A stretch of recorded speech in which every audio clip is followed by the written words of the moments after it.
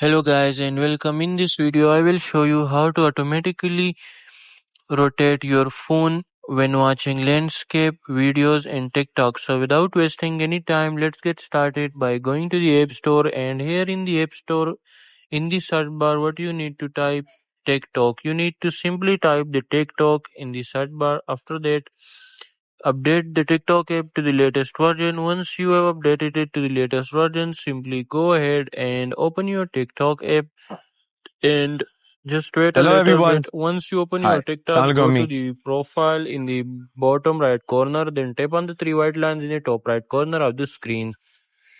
Here, what you need to do is simply tap on settings and privacy.